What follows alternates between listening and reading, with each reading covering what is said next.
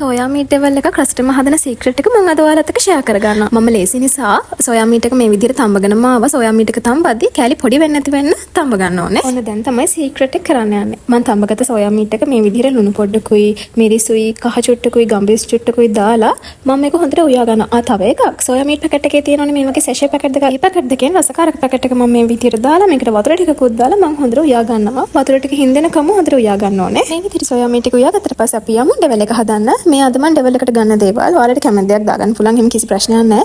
Bell pepper හැම ඉතින් ගෙදර තිබ්බ නිසා මම ගත්ත නැත්නම් ඒව අවශ්‍යම නැහැ.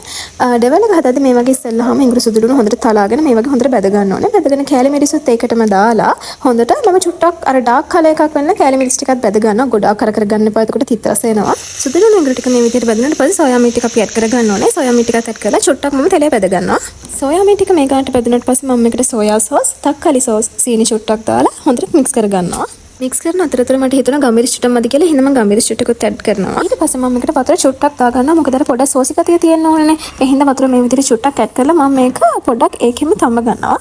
සෝයා මීට් එක මේ විදිහට තැම්බීගෙන ඉඳි මම චුට්ටක් ලුණු බලලා ලුණු මදිම කේහින්දා මම ලුණු චුට්ටකුත් ඇඩ් කරා. ඔන්න මම දැන් තමයි ඊතර ඉන්ග්‍රීඩියන්ට්ස් ටික දාගන්නේ. මේක ඔයගොල්ලන්ගේ කැමැත්ත අනුව වෙනස් කරගන්න පුළුවන්. මම චුට්ටක් කැමති මේ දේවල් අමුවට වගේ කන්න. ඔයගොල්ලන් එහෙම කැමති නැත්නම් අර ඉඟුරු සුදු ලුණු දාන වෙලාවට මේ ටික දාලා මලවගෙන ඩෙවල් එක හදා ගන්නත් පුළුවන්. ඒකෙත් එක එක්කෙනාගේ කැමැත්ත අනුව වෙන දෙයක් නේ. ඔයාලට ඒක කැමති විදිහට හදා ගන්න පුළුවන්. ඒක ප්‍රශ්නයක් නැහැ. මම අර කලර් එකත් හොඳට ගන්න ඕන හින්දා තමයි මේ ටික අන්තිමටම දැම්මේ. සක්කලි ටික නම් මම එකතු කරගත්තා. ලිපත් ඔෆ් කරගත්තට පස්සේ මොකද නැත්නම් ඕව කුක් වුණාම ඒකේ පොඩ්ඩක් කලර් එකත් යනවා. ඉතින් රසත් නැති වෙනවා.